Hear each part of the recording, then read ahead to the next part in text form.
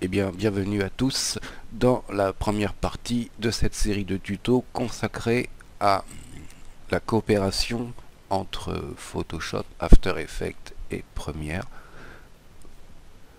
pour créer une vidéo. Nous allons créer une vidéo de style Web TV en nous servant de la force de chaque logiciel. Nous allons dans un premier temps créer un logo. Alors très basique le logo, ce qui compte c'est la logique plus que de faire de la super technique pour faire un truc chiadé. Ce logo de présentation fait dans Photoshop passera dans After Effects pour être animé comme ceci avec une impression comme ça de 3D. Ensuite, sans avoir besoin de faire de rendu, nous passerons dans Premiere et grâce à Dynamic Link, nous intégrerons le travail fait dans After Effects et nous compléterons donc notre vidéo avec des titres, la vidéo supposée du tuto, de la musique en arrière-plan, des bandes de texte déroulant, le logo qui réapparaît en bas, voilà, et bien entendu le rendu final dans un format compatible avec les chaînes web, notamment YouTube. Bien.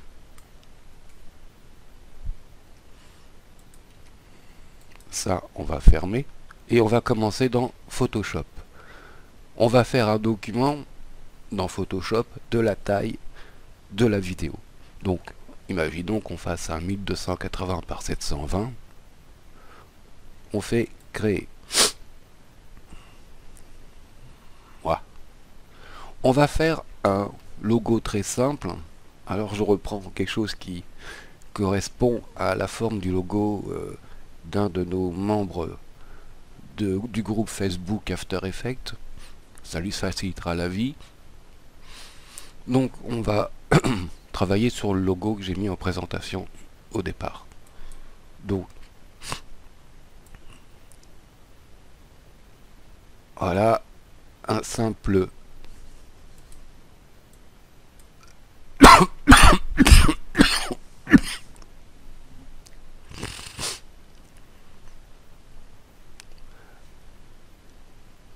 rectangle avec une couleur de fond.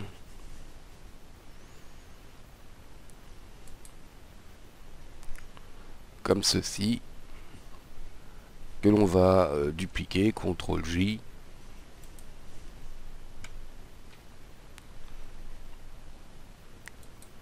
On va changer la couleur de la copie. On va aller dans Édition, Transformation, Homocity. Et on va le diminuer de à 90% par exemple, en cliquant sur la petite chaîne. Voilà. Bon, rien de très extraordinaire. On va intégrer un texte.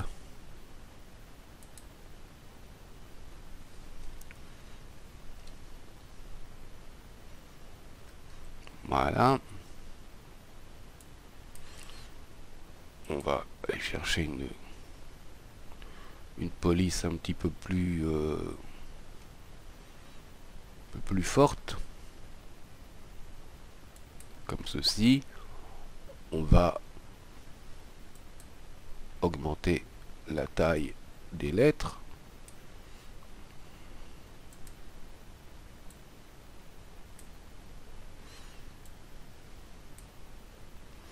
Réduire un petit. Ok.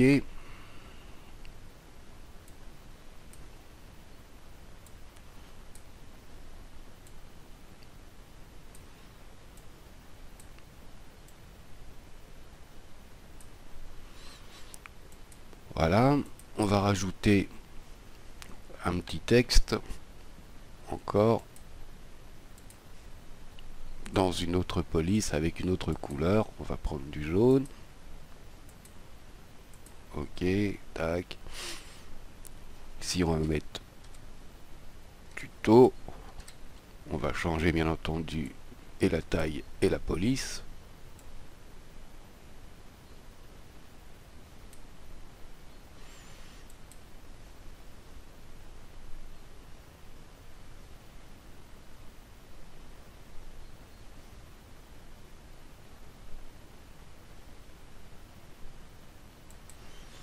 Voilà. On va lui donner un truc plus sympa du tout qu'on va faire une montée comme ça, voilà.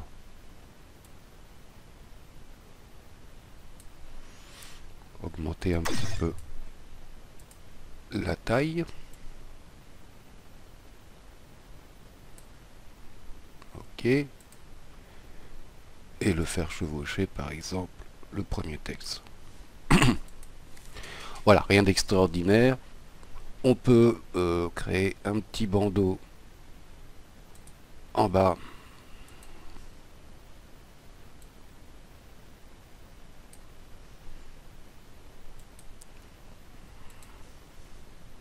Comme ceci. Alors comme je vous dis, l'important, hein, c'est pas de faire un super truc, c'est de voir la logique. Voilà. Et là, on va écrire news, par exemple. En pof. Ok.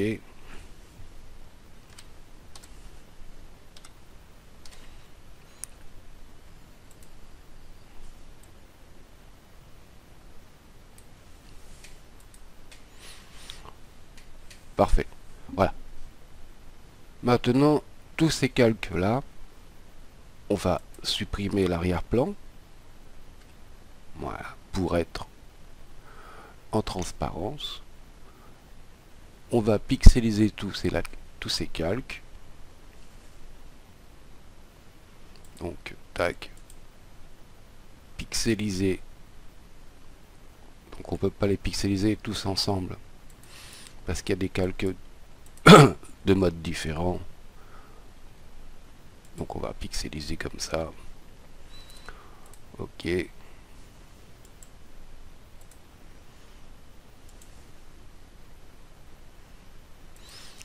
Alors si par exemple là dans mon texte je mets calque, des styles de calque, on va prendre tiens, biseautage, estampage.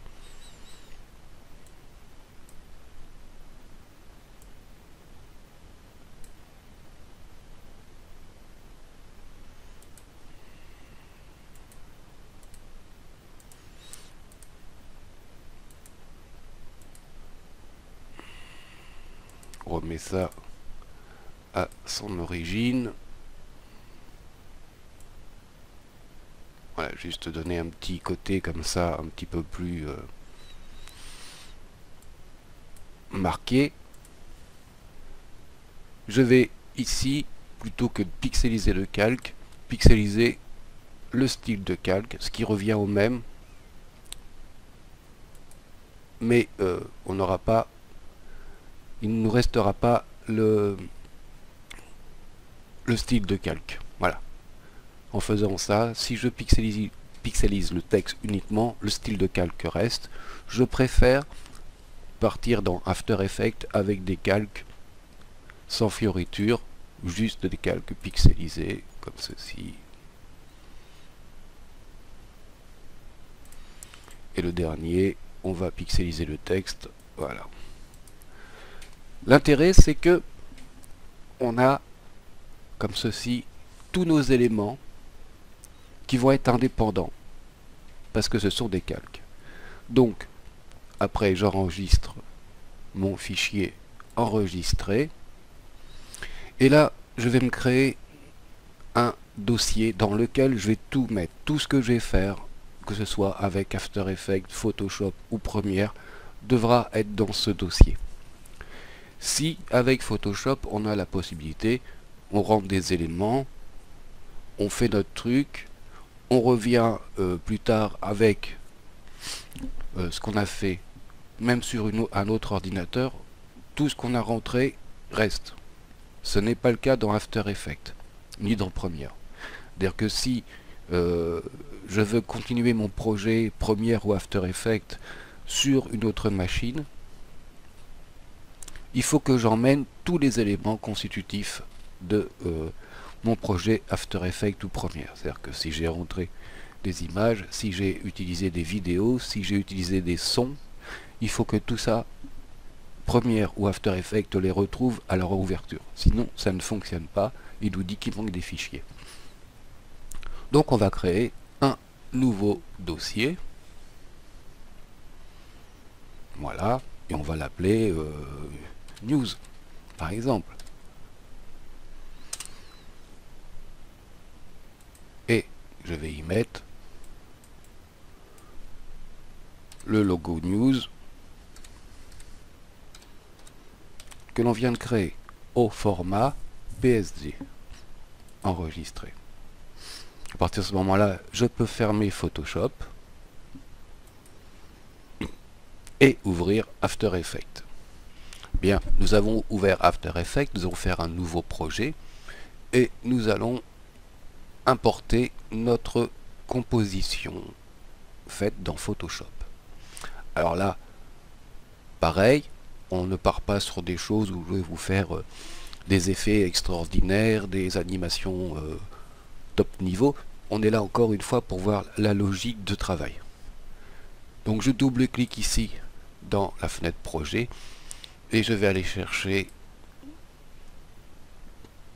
donc notre travail dans Photoshop que j'ai mis dans un dossier, voilà, qui s'appelle News. Je le sélectionne et ici importer sous, je vais mettre composition, conserver détail de calque et je fais importer. Je réponds OK pour composition, conserver les tailles de calque, style de calque modifiable. Voilà. Et ici, j'ai mon logo. Et mon logo est divisé dans tous les calques créés. Donc, en fait, je vais pouvoir travailler sur tous les éléments de mon logo. Bien, on va revenir ici, logo news. Pour faire la petite animation que vous avez présentée, je vais le dupliquer dans la fenêtre projet pour avoir trois compositions qui, si elles sont identiques, sont individuelles. Voilà. Donc, logo news ici, je vais cliquer, clic droit et le renommer. Je vais l'appeler face. Je vais le dupliquer soit en faisant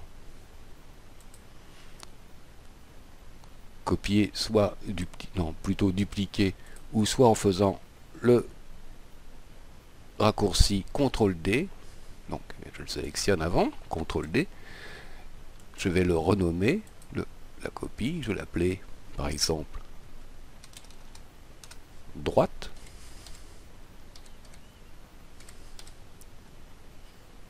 Voilà. Je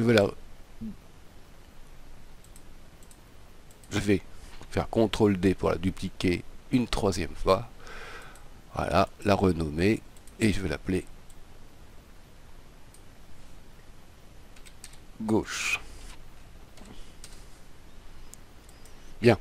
Maintenant, je vais faire une composition, nouvelle composition, au format tout bête 1280 par 720. Pour une quinzaine de secondes et je fais OK. Je vais y placer logo news face, la composition là. Je vais appuyer sur le raccourci S pour réduire la taille. Je vais le mettre à 60, on va voir ce que ça donne. Et je vais lui ajouter les deux autres compositions, à savoir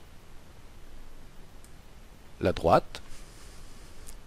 Pareillement, je la mets à 60 en échelle.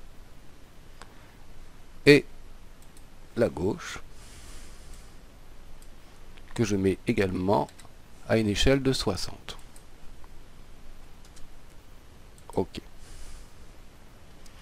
Bien, maintenant, dans la droite, je vais cliquer, appuyer sur P pour avoir la position. Et je vais séparer les dimensions. C'est toujours plus pratique de travailler en séparant les dimensions, qu'on ait deux dimensions ou 3 dimensions d'ailleurs.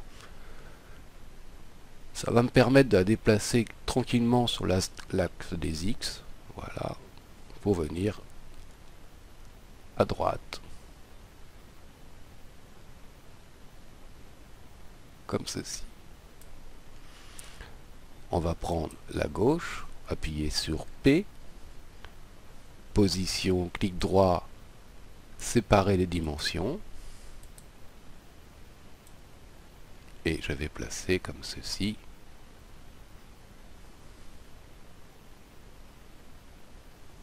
Voilà. Bien. Je fais ce genre d'animation pour avoir une illusion de 3D. On aurait pu faire carrément un cube. Il suffisait d'en rajouter 3 autres. Hein. Un à la suite de la droite et puis 2 en haut et en bas du logo central. Et de la même manière, en les repliant, on aurait obtenu un cube. Donc pour avoir une impression de 3D, il faut savoir que After Effects peut faire de la 3D.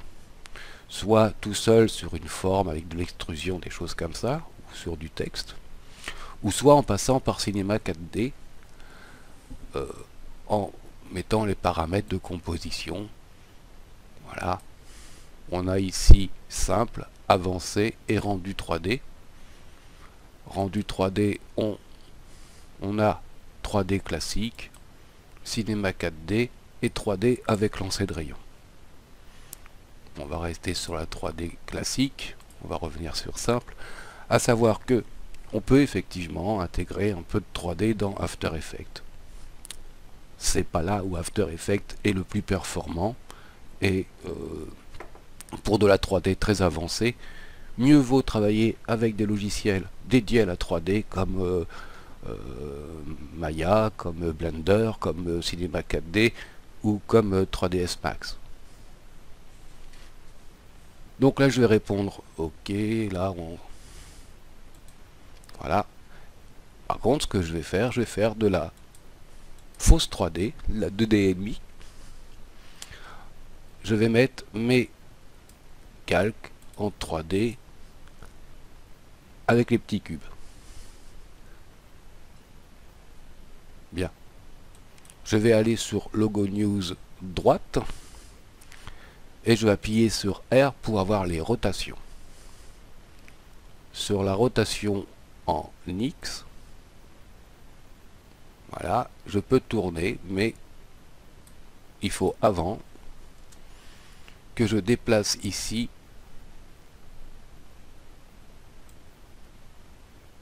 le point d'ancrage pour que la rotation se fasse à partir du bord. Donc on va le placer comme ceci.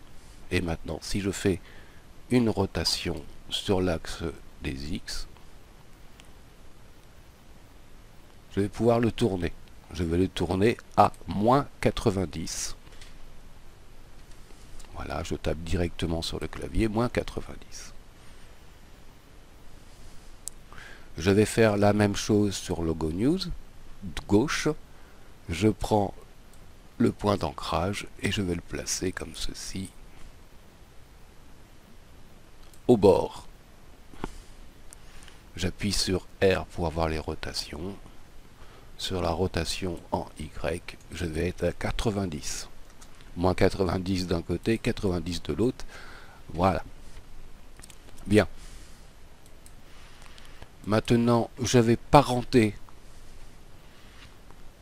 Logo News droite à Logo News face. Et je vais faire la même chose ici. Alors soit en prenant le zigouigoui ici, soit en allant directement là et dire logo news face. Voilà. Bien. Ce qui fait que si je fais une rotation sur logo news face,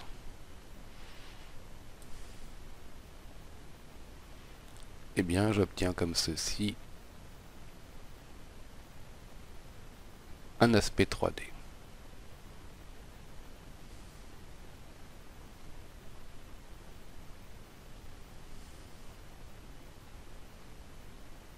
Je peux également me servir d'un objet nul, calque, créer un objet nul que je vais placer au centre comme ceci, le mettre en 3D, mettre son point d'ancrage au centre et parenter logo news face au calque nul.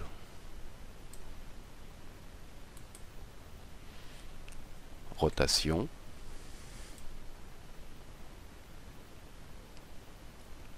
Ça marche.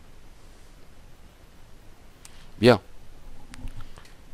Maintenant, on va aller dans les compositions et par exemple ici dans News, le calque News qui est ce texte-là, je vais pouvoir faire une animation.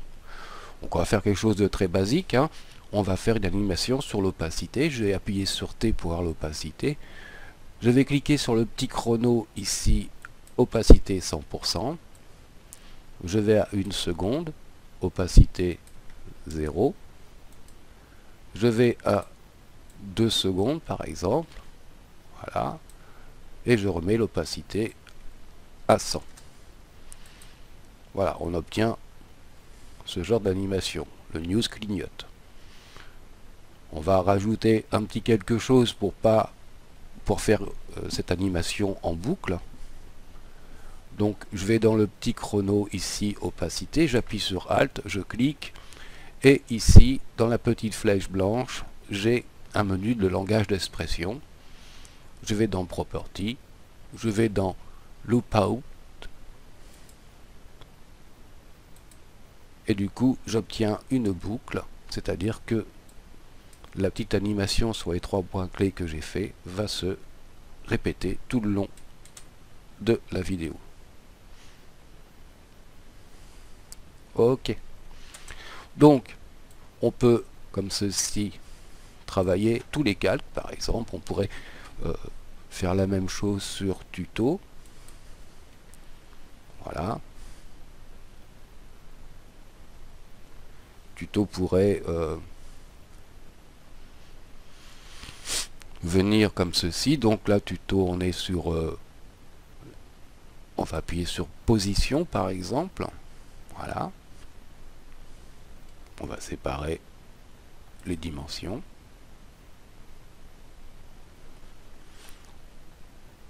On va copier rectangle arrondi, copie, en faisant CTRL D, le placer au-dessus de tuto, voilà, et ici, dans le cache, on dira alpha rectangle arrondi 1, copie 2, tuto apparaît. Sauf que quand tuto, le texte, je vais le sortir du cadre bleu, il disparaît. Voilà, c'est une sorte de masque en fait. Donc on va se placer comme ceci.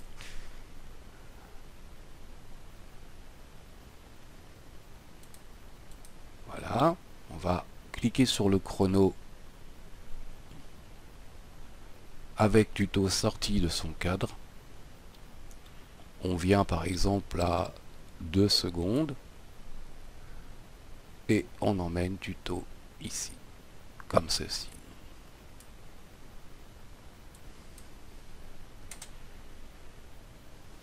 Voilà, ce qui nous fera une autre animation. Donc on peut comme ceci travailler sur tous les calques, hein. vous l'avez compris, on peut changer les couleurs de fond, on peut voilà, changer les couleurs de lettres, on peut faire toutes les animations qui sont dans After Effects pour peu que ce soit cohérent avec ce qu'on veut faire. Donc là, on va retourner dans Composition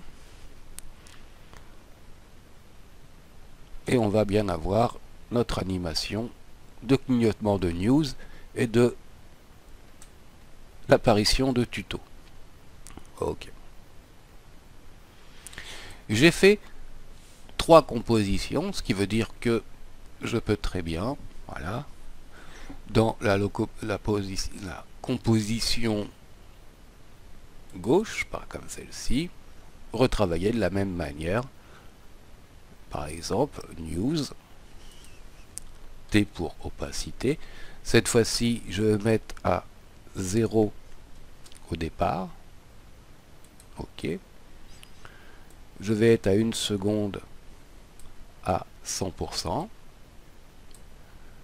et à 2 secondes, par exemple, à 0. Comme tout à l'heure, Alt enfoncé, je clique sur le chrono, je vais chercher ici Property, là-haut, et je fais ma boucle.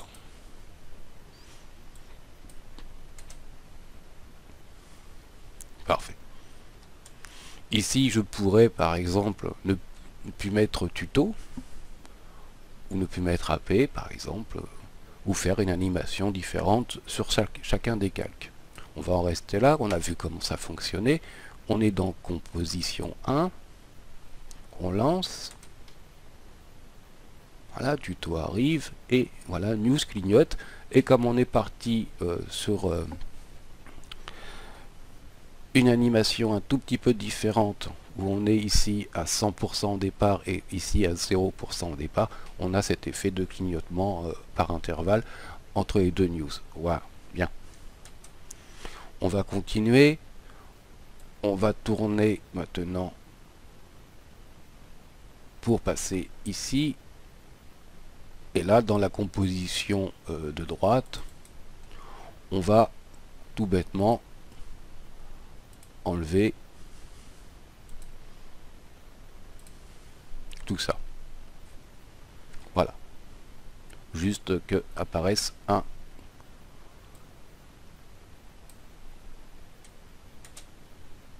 rectangle sans rien dedans. Je retourne dans Composition. Et cette fois-ci, je vais me mettre sur l'animation de mon logo. Donc, ici, au départ, on va se mettre à 0. On a donc notre animation. Voilà. On va venir à 2 secondes. On clique sur le chrono. Donc là, on a notre animation. On va se mettre à 3 secondes. Et là, on va tourner pour faire apparaître les deux faces, comme ceci.